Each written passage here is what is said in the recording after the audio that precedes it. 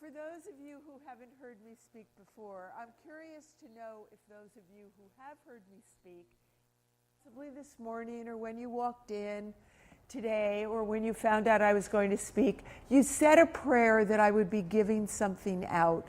Is that true of any? Yay, okay, your prayer is answered. And I'm going to talk about these. I think I'll take one. So I give out charms every time I speak because I need reminders to stay focused.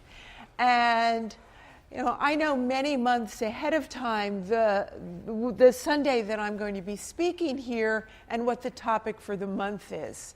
So it's a wonderful task for me to find a charm that relates to the topic. So today, it's prayer hands. And as they go around, and there should be enough for everybody here, as they go around, what I ask you to endow for the moment with your prayer hands is that you'll say it in your own words, is that you receive whatever it is you need, either through the specific words I say or whatever is triggered in you through the words that you hear.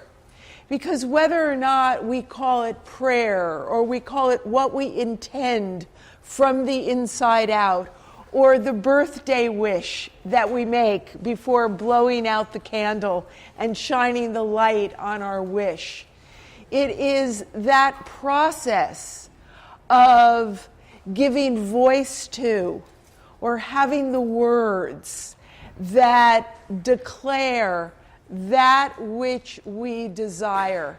And the strength of that is always enhanced when the desire comes from our heart. And so I've been thinking a lot about prayer, and I have a number of stories to tell you about it. The first book that I wrote in 2003 has a chapter on pray. Pray as a verb, as something that we do. And it's in my current book, The Wholehearted Life. But the day I got to write that chapter, I was suddenly worried that I really didn't know enough about prayer. So I had books about prayer, and I printed a lot from my computer, and I brought all of this up to my bed and spread it out, and within 10 minutes I fell asleep. And I opened my eyes and I thought, I know about prayer from my experience of praying. I know about praying and the miracles that can happen when I have absolute and utter faith that my prayers are heard. And I thought, this book it's not an academic book. I'm not citing all of these resources. Let me simply write about what I know about prayer. And it occurred to me in the past few days as I've been thinking about being here that, it must have been in Sunday school, and I didn't go to Sunday school very long when I was a kid. I do know from being raised Jewish how to cook for every Jewish holiday. And I even remembered some of the prayers on automatic, not necessarily knowing what they meant, but I'd heard the words so many times that I knew them. What I was aware of the other day is that I used to think that when I said a prayer, I said it to a man up there, and that I'd give it to him, and that somehow something would happen. And sometimes it happened, and sometimes it didn't happen. And the first time it happened was just before my 11th birthday. And I had a wart on my finger. And I hid it from my mom because I thought I might have to go to a doctor. And a few days before my 11th birthday, my mother saw the wart. And she said, I'm going to make an appointment for you to go to the dermatologist. Stuttering, stammering. What's going to happen there? Well, he's going to give you a needle to numb your finger, and then he's going to take this other needle and he's going to burn it out. To me, that was the worst thing that could happen. The idea of the needle, I was just shuddering from it. So that night, I said a prayer. And I prayed to God. I put my hands together, and I said a prayer. And the prayer was that the only thing I wanted for my birthday was for this wart to go away. I didn't want to have to go to the doctor. And I totally trusted that this prayer was going to be heard. And I want to be clear, I'm not from a family who was actively praying together. And the 3 days before my birthday, before I went to sleep at night, I prayed that that wart would be gone. And it was. So I didn't have to go to the doctor, and I was very excited. 20 years later, I had another wart on a different finger. And this time I went to the doctor because I already knew if I didn't look, I could survive a needle. And for those of you who have ever had warts, there are many different liquid nitrogen, and they burn it off. And for a period of months, I had it burned off, I had it taken off, I had it frozen off, and it came back. And then one day I remembered what I did just before my 11th birthday. Now that time I didn't call it prayer, that time I called it visualization. And so I looked at my hand, I know exactly where it was, and it's not there. I looked at my hand and I imagined seeing my hand, I don't even want to say the word looking perfect. I don't even want to say the words wart-free, because in saying that, I'm giving energy to the wart. So, you really have to focus on what we do want, because our words are energy and our words have power. And that was the only thing that had my hands be clear and free. So I ask you in this month, as the focus in this spiritual community is prayer, to become aware of what has your personal experience with prayer been. What makes the difference? And what I know is that it is not enough to say, okay, I'm going to pray. And I say a prayer and then I go upon my business. What makes the difference and what the action is that doesn't always look like an outer action, and sometimes it does. Actually, it does look like an inner and outer action. It's faith in action. It's conviction. It is absolute trust that our prayers, and we can really think of every single word we say as a prayer, that our prayers are offered to the greater field of life. It isn't simply someone up there. As in the opening song, God, you are every mountain, every ocean, earth and sky, canyon, morning, midnight, every moment, every second of my life. We are living in the energy of God. What I became aware of, the looking up for me, was a demonstration of raising my frequency, raising my energetic frequency to trust, to love, to faith. And that's what the looking up was. It wasn't that heaven is there and I'm down here, but it truly is that this garden that we live in, that this planet that we inhabit, we are embraced every single moment with that energy. And it's up to us to keep our eyes open to it, to keep our hearts open to it. There's a woman by the name of Ilyana. never sure about how to pronounce her first name, Ayanna Van Zandt. And she wrote a book. It was something like, 36 Days to Enlightenment. That isn't the title, but it's something like that. And one of the things she wrote is that she noticed that she would visualize and she'd have intentions, and many times they came to pass. They came to life. She noticed sometimes they didn't, and she wondered what was the difference.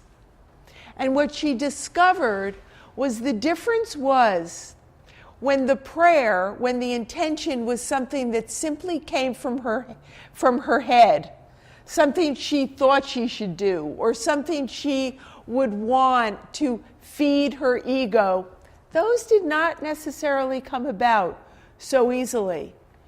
When the prayer started with the still small voice that she heard from within, and she breathed life into that, the prayers came to form a lot more quickly.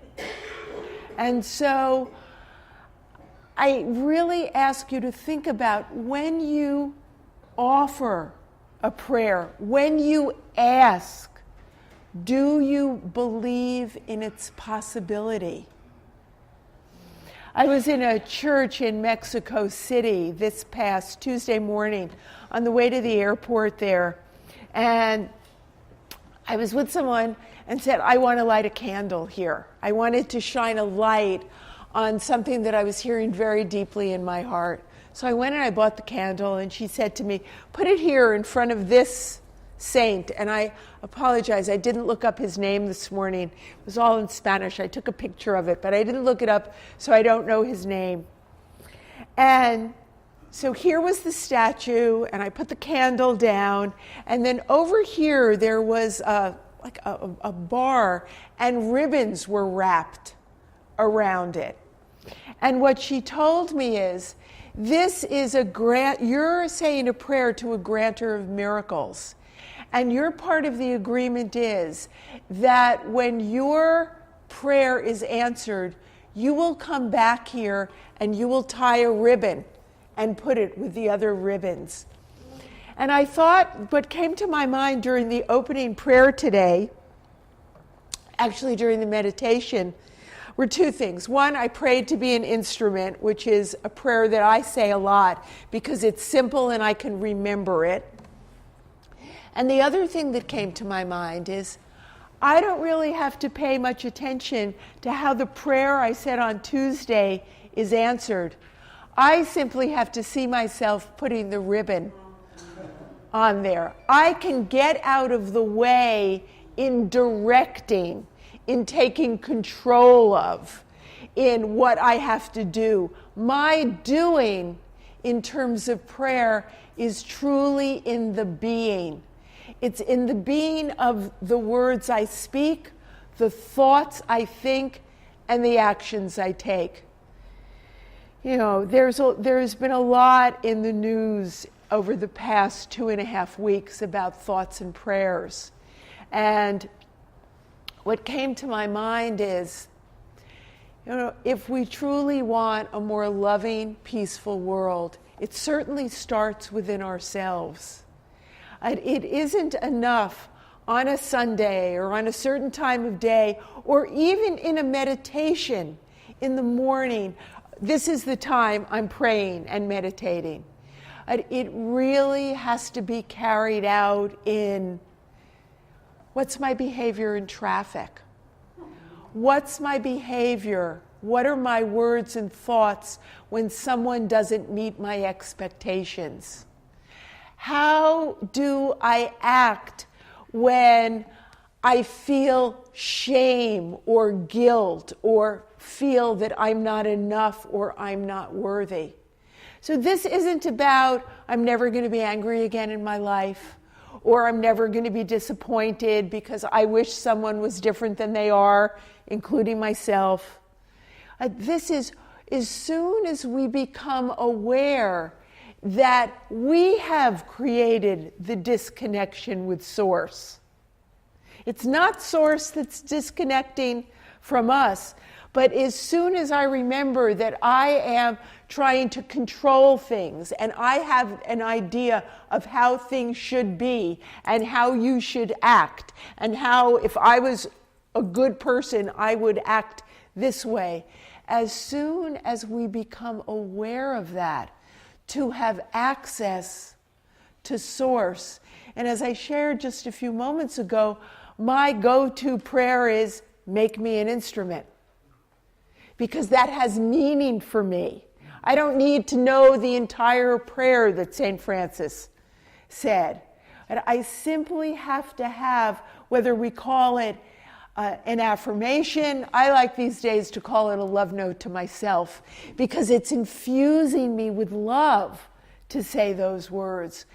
What is the prayer to guide me in my daily life to be a mighty expression of love, to be the gifts that are my birthright to give?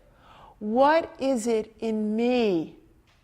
What are the reminders? So I hope that these little hands are a reminder, and that ideally you put them someplace where you may not see them every day. Because you know what happens when we see something every day?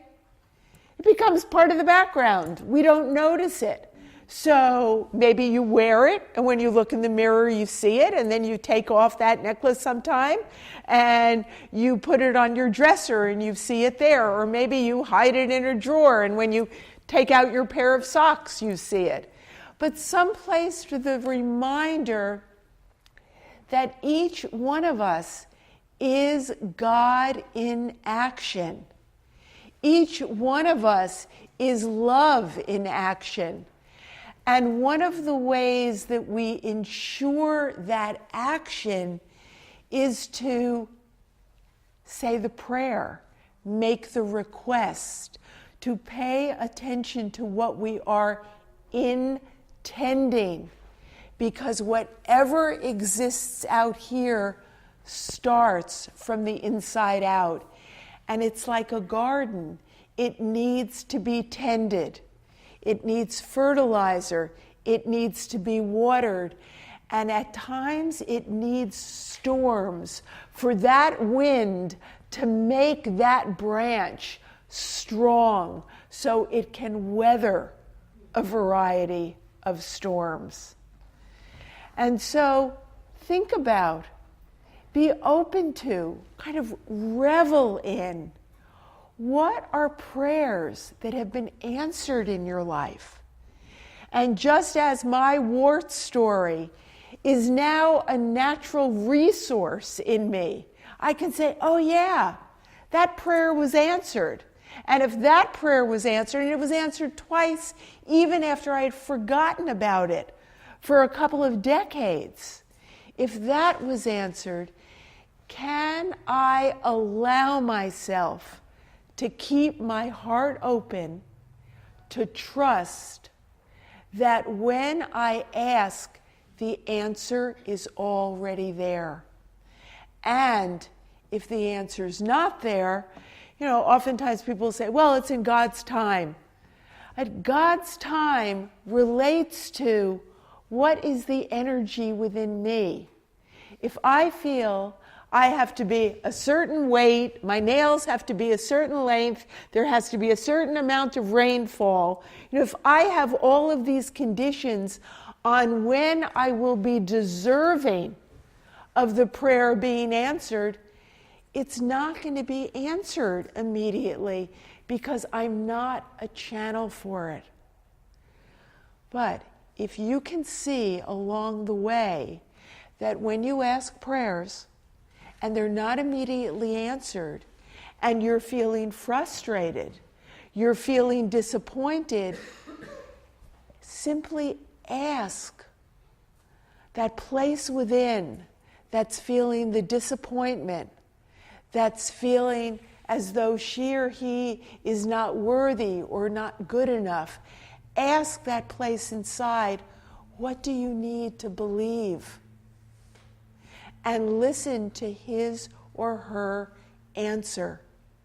because we can only attract, we can only receive when we are a clean, clear, loving channel. And then there'll be a new prayer, and there'll be other stuff that surfaces that may get in the way.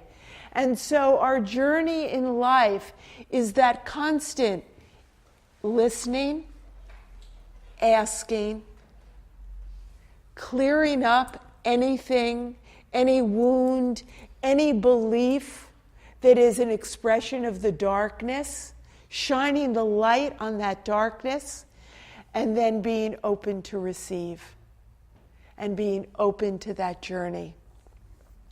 So thank you very much for this opportunity to share my prayer story.